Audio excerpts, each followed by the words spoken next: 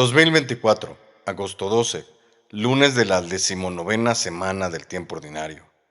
Evangelio de nuestro Señor Jesucristo según San Mateo, capítulo 17, versículos del 22 al 27.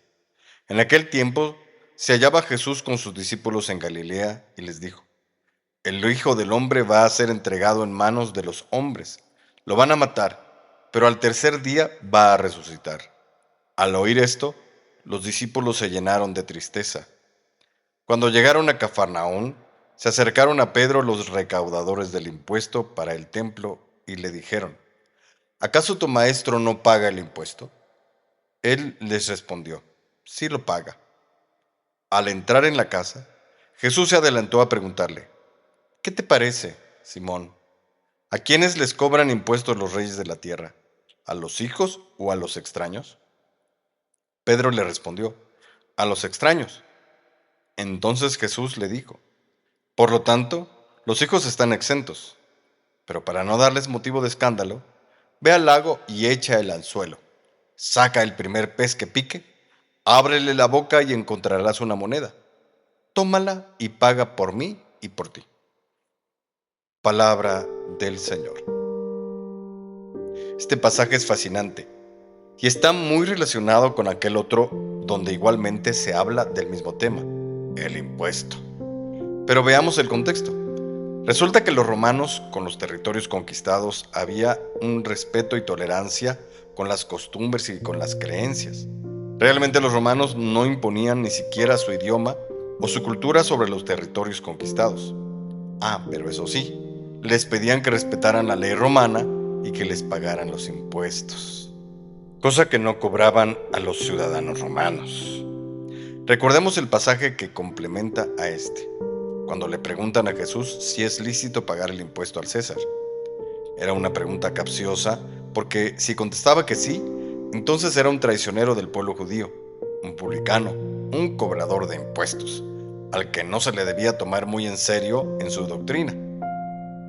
Si decía que no, entonces estaban listos para entregarlo a Roma y acusarlo de promover que no se pagase el impuesto. Nunca se esperaron la respuesta certera que les dio: muéstrenme una moneda. ¿De quién es la inscripción? Del César. Pues den al César lo que es del César y a Dios lo que es de Dios. Es una respuesta genial, en la que queda bien con Roma y al mismo tiempo salva la idea de ser un traidor a su pueblo. En eso hace una separación en el sentido de que no se deben mezclar los intereses con las cosas de Dios, por una razón muy importante. Pero antes de decirla es importante dejar claro algo. Esta sentencia es una proclamación de la separación iglesia-estado, ciertamente, pero no una anulación de la iglesia por el Estado. Que quede claro, en realidad es una proclamación de la sectorización del Estado.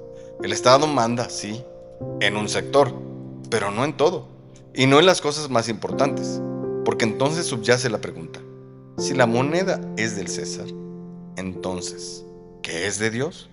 Bueno, pues de Dios es todo: la moneda, el César, Cristo y el que pregunta. En otras palabras, de Dios no es la avaricia mostrada por el César, que al final del día es lo único que podía tener suyo. Ciertamente, en este pasaje en donde vuelve a aparecer el tema del impuesto, Jesús demuestra lo que digo, e inclusive lo indica con la pregunta hecha a Pedro. Por principio de cuentas, Jesús se adelanta. Antes de que Pedro pudiese decir algo, le pregunta: ¿quién paga el impuesto? ¿Los extraños o los hijos?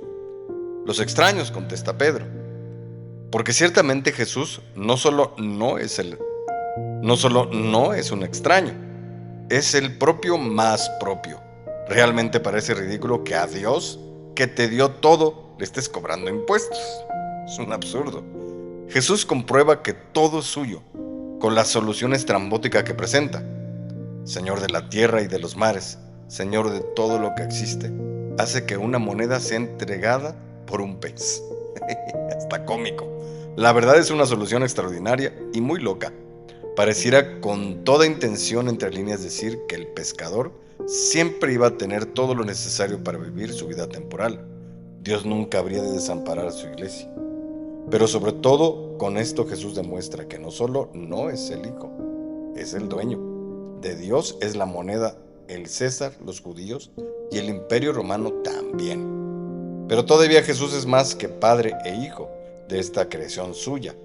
Paga el impuesto sin necesidad de hacerlo. Paga el impuesto, aunque sea una miseria para él. Cuando Dios, el dueño de todo, puede enriquecerlos, pero al final del día, Dios aparece respetuoso de los ordenamientos humanos, mientras estos sean justos. Al fin y al cabo, con los impuestos los romanos construían caminos y proveían seguridad. Se administraba el imperio y todos en paz.